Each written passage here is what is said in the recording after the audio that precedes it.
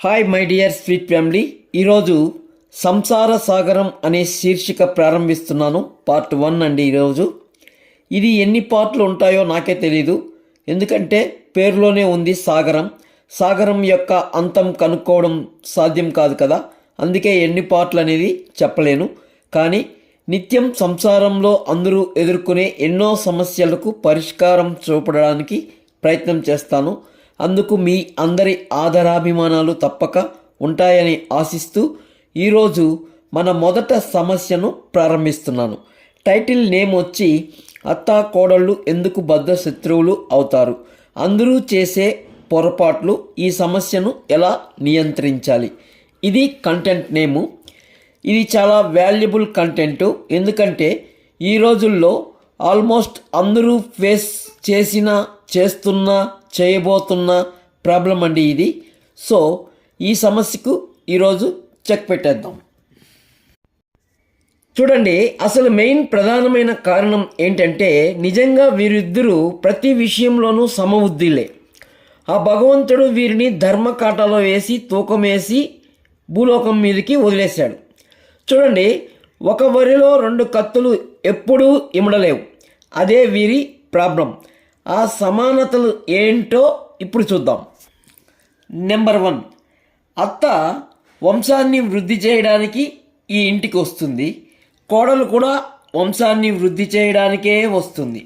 Next 2, అత్త కొడుకుని రాజకుమారుడిలాగా ఊహించుకుంటుంది, కోడలు భర్తను రారాజులాగా ఊహించుకుంటుంది.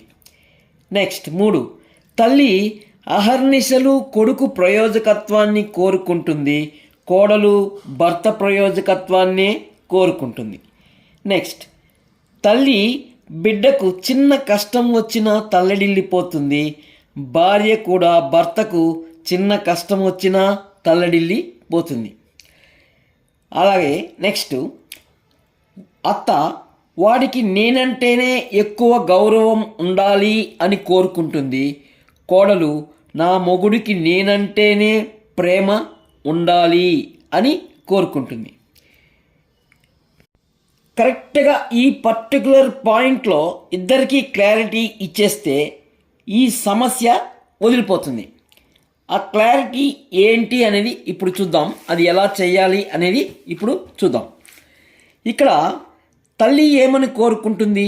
నా బిడ్డ నన్నే గౌరవించాలి అని కోరుకుంటుంది. భార్య నా భర్త నన్నే ప్రేమించాలి అని కోరుకుంటుంది. వాస్తవానికి భర్త అనేవాడు కూడా అలాగే తల్లిని బాగా గౌరవిస్తాడు, భార్యను ఎక్కువగా ప్రేమిస్తాడు. కానీ ఇక్కడ ఉన్న సమస్య ఏంటంటే తల్లి కోరుకుంటున్న గౌరవం, భార్య కోరుకుంటున్న ప్రేమ రెండూ ఒకటే అని భ్రమిస్తూ ఉంటారు. ఇది సమస్య. దీనికి భర్త అనేవాడు ఎలా క్లారిటీ ఇవ్వాలి అనేది ఇప్పుడు చూద్దాం. చూడండి, ఇప్పుడు వీడికి ఏదైనా ఒక సమస్య వచ్చింది అనుకుందాం. లేదు, సమస్య వచ్చినట్లు నటించాలి. అప్పుడు తల్లి బాధపడుతుంది కదా.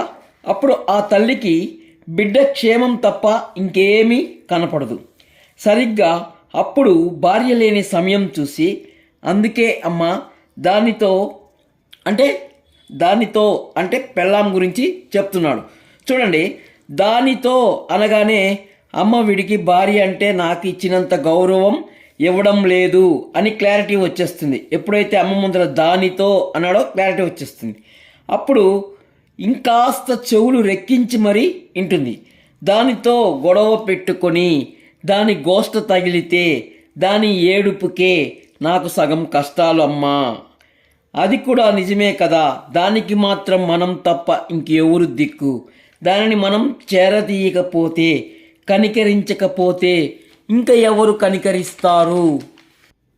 ఎప్పుడైతే ఏ కొడుకైతే తను బాధలలో ఉన్నప్పుడు తన ఆవేదన భరితంగా తన తల్లికి భార్య గురించి, భార్యపై ప్రేమ గొలిపే విధంగా మాటలు చెప్తాడో, నిజమైన తల్లి అయితే ఖచ్చితంగా ఆమె యొక్క హృదయం మంచిదైతే ఖచ్చితంగా ఆ సమయంలో బిడ్డ చెప్పిన మాటలకు ఏకీభవించి తను మారి కోడల్ని కూడా అభిమానించడానికి ప్రయత్నిస్తుంది.